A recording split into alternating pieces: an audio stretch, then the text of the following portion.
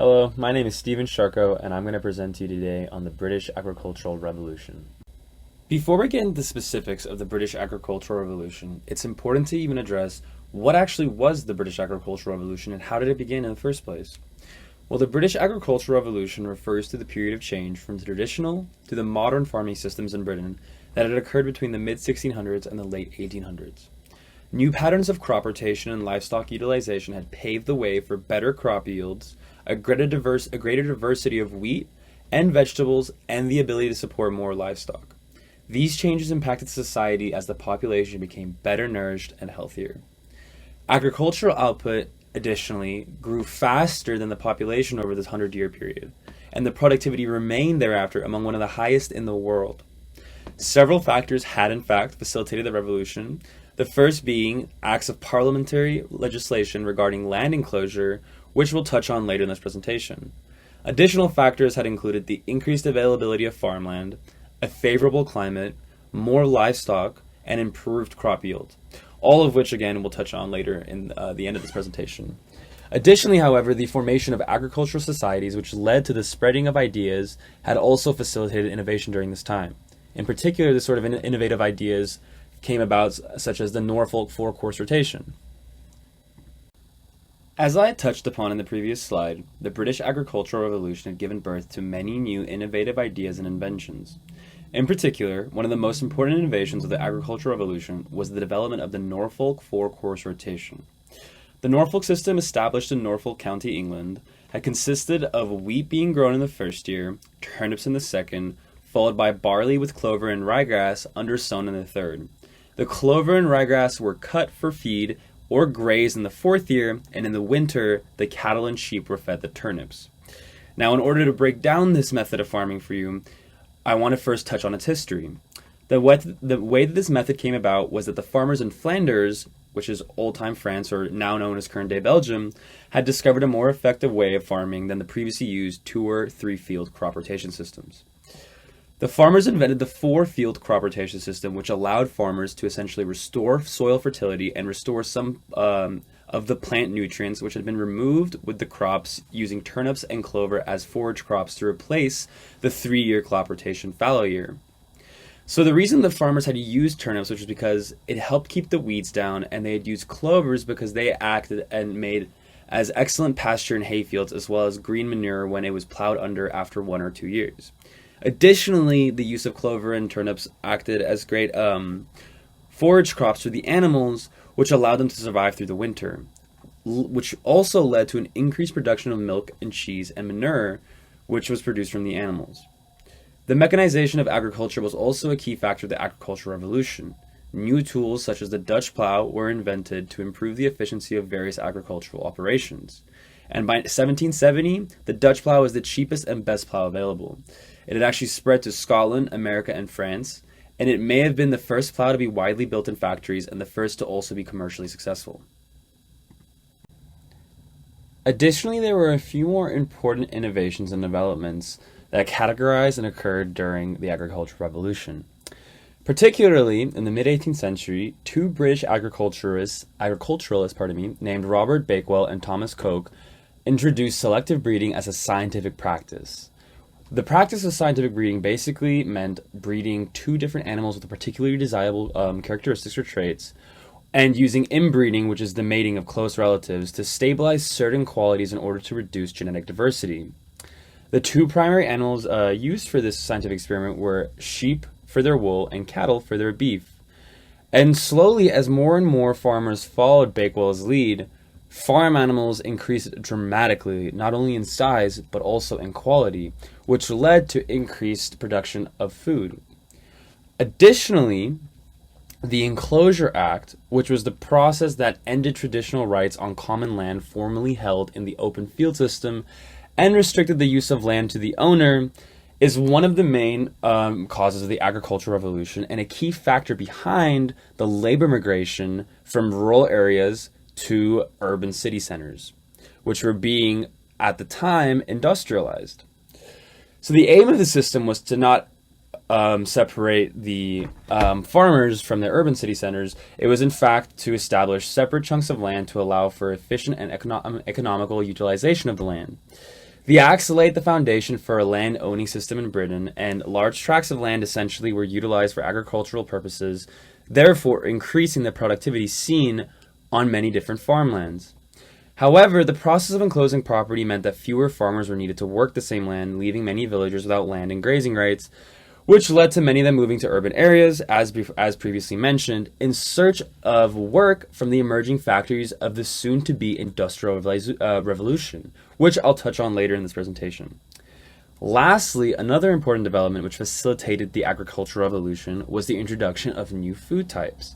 The Columbian Exchange brought upon many new types of food from America to Eurasia, the most important of which being potatoes and wheat. Potatoes yielded about 3 times the calorie per acre of wheat or barley, due in large part to only taking about 3 to 4 months to mature versus about 10 months for wheat. On top of this, potatoes had higher nutritive value than wheat, could be grown in even fallow and nutrient-poor soil, and did not require any special tools. And additionally, they were considered fairly appetizing. This increase in food supply contributed to the rapid growth of population in England and Wales from about 5.5 million in 1700 to over 9 million by the early 1800s. We've now talked a lot about the important advances in agriculture and tools and how that's been affected by the agricultural revolution. However, we haven't touched much on the developments and innovations which have consequently led to social changes via the displacement of farm workers to local urban city centers and via the introduction of increased industrialization. While 2 key factors that influenced these shifts in workforce and society were the development of national markets and transportation infrastructure. The development of national markets came about by the introduction of private markets, which slowly indicated a shift in society, as by the 19th century, marketing was nationwide and the vast majority of agricultural production was for the market rather than for the farmer and his family. Additionally, transport during those times was very economically inefficient, and therefore not much commerce was taking place. However, with the introduction of the steam engine, improved and patented by James Watt, the steamboat enabled faster and cheaper transport and facilitated the invention of the steam-powered train by Stephenson. With better infrastructure, produce could now travel throughout the country, which essentially boded for a situation which further helped to boost overall commerce and trade. So overall, the introduction of national markets alongside the improved transportation infrastructure led to be one of the key factors of increased industrialization of these city centers. In addition, it became one of the main reasons for an increased amount of work that was available within these factories for the displaced farmhands, as more and more machinery was not only being built, but it was being required and sold. Now, with most of our information summarized, it's important to look back and see what the effects of the British agricultural revolution were and how they potentially had far-reaching implications. Well, first and foremost, farmers were able to not only provide for themselves, but had enough food to now provide for the entire population, and even enough to stimulate trade. Better infrastructure meant that productivity was at an all-time high, and it also meant that produce could reach local and international markets easier as a result of increased transportation. However, one of the more notable and obvious effects of the revolution was the effect on the population, as touched upon earlier in this presentation. The increase in the food supply over the course of the agricultural revolution saw the increase of growth in England and Wales from 5.5 million in 1700 to over 9 million people by the early 1800s. Notably, with the increase in population, it would make sense why there was an increase in jobs in urban city centers. However, prior to the Industrial Revolution, pre-industrial societies did not experience large rural migration flows, primarily due to the inability of cities to support large populations. Lack of large employment industries, a high urban mortality rate, and low food supplies all served as reasons for keeping pre-industrial cities much smaller than their current modern-day counterparts. However, as food supplies increased and stabilized and industrialized centers had moved into place, cities slowly began to support larger populations, slowly sparking the beginning of rural flight on a massive scale. So therefore, in England, the proportion of populations living in cities jumped from 17% in the early 1800s to 72% in 1891. And ultimately, the development and advancement of tools and machines decreased the demand for rural labor. That, combined together with the increasingly restricted access of land, many rural workers migrated to cities, eventually supplying the labor demand created by the Industrial Revolution. Therefore, the rise in population and productivity accelerated the decline of the agricultural share of the labor force, adding to the urban workforce on which industrialization depended, ultimately leading to why the agricultural revolution has been cited as one of the main and forefront leading causes of the Industrial Revolution.